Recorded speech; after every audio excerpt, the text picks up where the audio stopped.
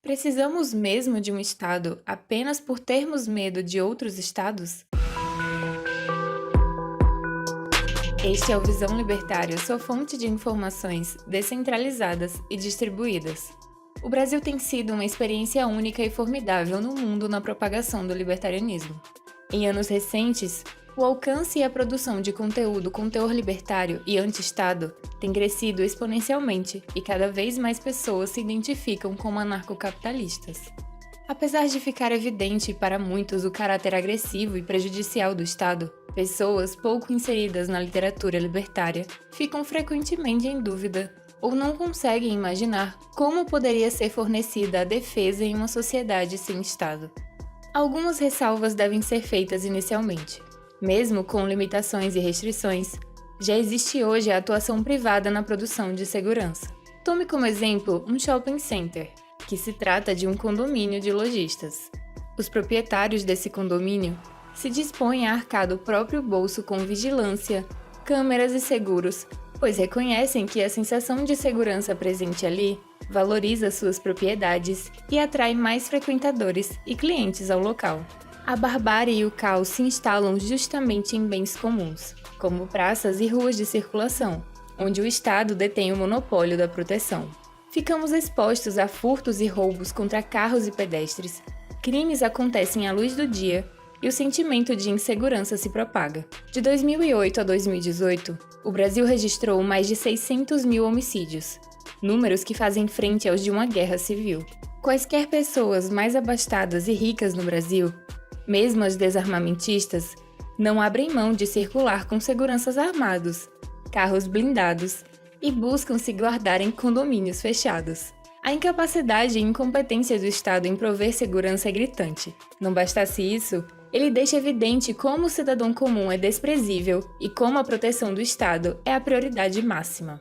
Se você for vítima de um assalto ou assassinato, provavelmente virará uma estatística, um papel mofado em um arquivo e um dos vários casos em que reina a impunidade. No entanto, note como o Estado reage aos riscos contra si. Veja como ele trata a sonegação ou a intenção de uma região declarar secessão e independência. Perceba o que acontecerá se alguém ousar ofender ou atacar juízes, políticos e policiais. Compare a segurança da sua vizinhança com a de prédios públicos que são frequentados pelo alto escalão do Estado.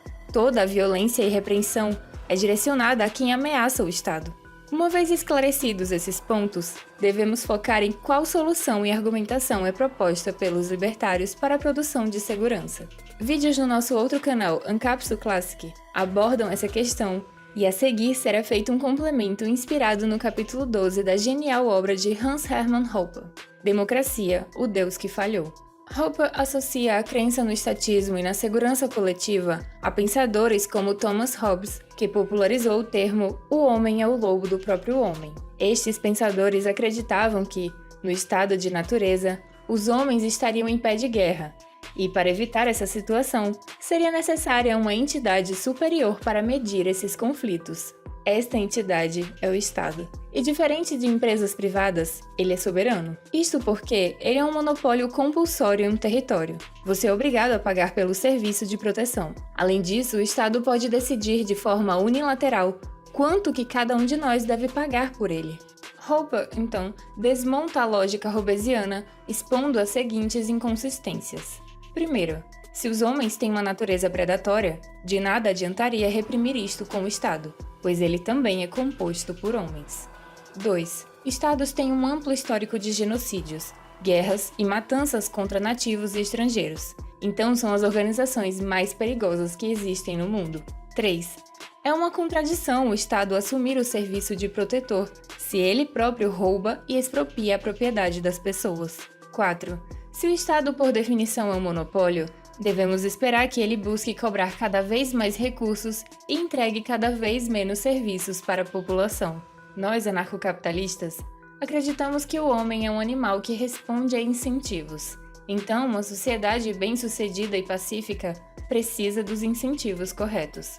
Hoppe cita então os serviços de defesa, isto é, policiamento, investigação de crimes, resolução de conflitos e decisões judiciais, que devem ser prestados por empresas privadas em um ambiente de livre competição em um território.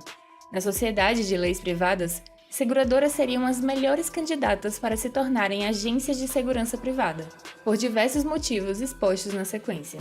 Primeiro, quanto menor a criminalidade sofrida pelos seus clientes, menores serão as despesas da agência com indenização das vítimas.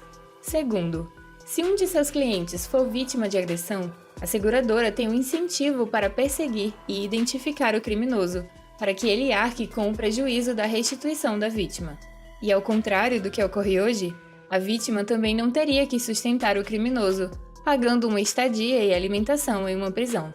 Terceiro, já que as pessoas assinam voluntariamente um contrato com a seguradora, ela precisa ser capaz de demonstrar que tem agentes, equipamentos e recursos financeiros para prevenir e resolver crimes.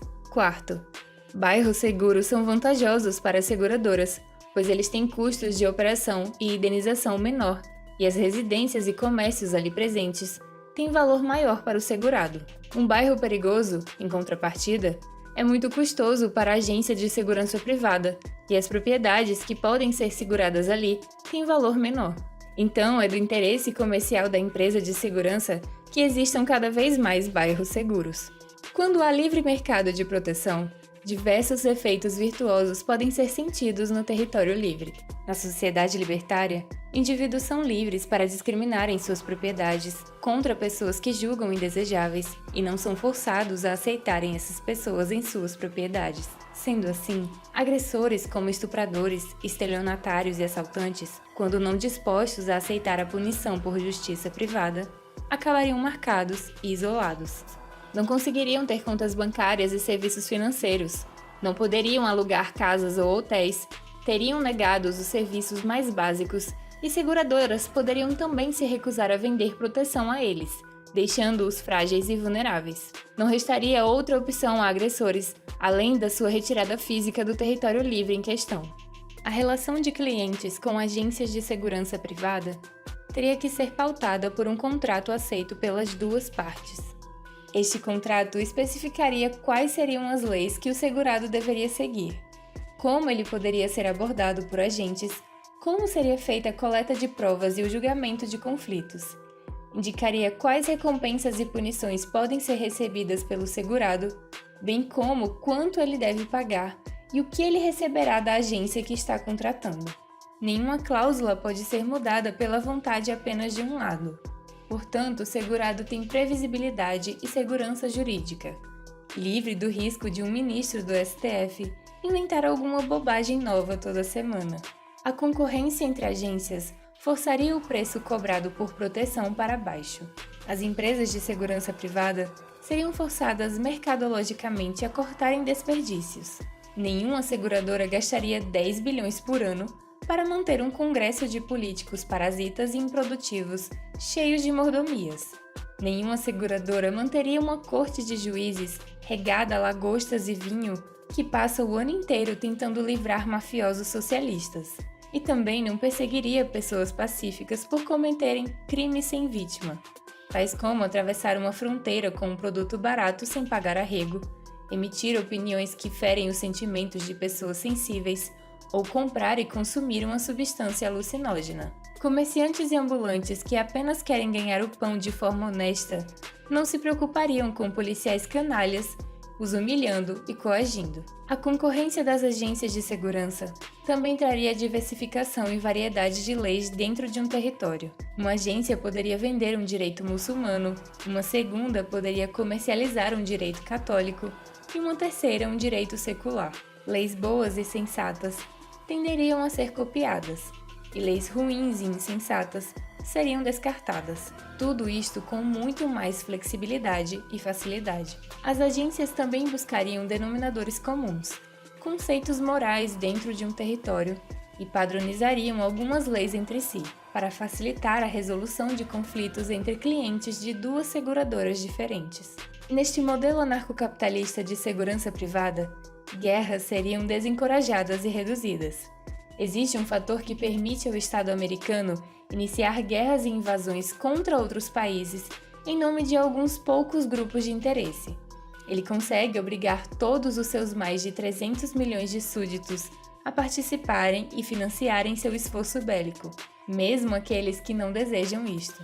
Em uma sociedade libertária, dificilmente uma agência conseguiria voluntariamente adquirir recursos para fazer um esforço de iniciação de guerra.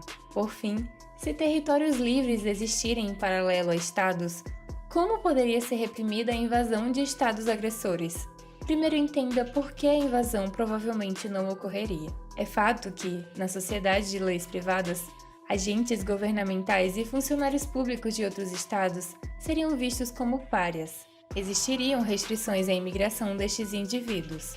Seguradoras provavelmente também cobrariam mais de segurados que mantivessem contato físico ou comercial com pessoas vinculadas a estados. Também é nítido que estados são mais engessados e ineficientes que territórios livres. Portanto, estados seriam enfraquecidos porque seus súditos mais ricos, talentosos e produtivos buscariam migração para uma sociedade de leis privadas. Outro detalhe crucial é que o território livre de estado não tem uma autoridade central ou um governo que, se destituído e substituído, garante o controle sobre todos os habitantes do território. Isto fica ainda mais difícil se o povo do território tiver amplo acesso ao armamento. Além disso, até mesmo os estados mais autoritários e fortes precisam de uma justificativa para engajarem suas tropas e fazerem um esforço de guerra. Países minúsculos e fracos como a Islândia, Costa Rica e as Ilhas Caribenhas seguem sem serem subjugados por potências bélicas, porque não existe uma justificativa para que sejam atacados. Os povos judeus e persas apenas vivem sob o risco frequente de ataques, porque são controlados por máfias estatais agressivas e perigosas que comandam Israel e o Irã.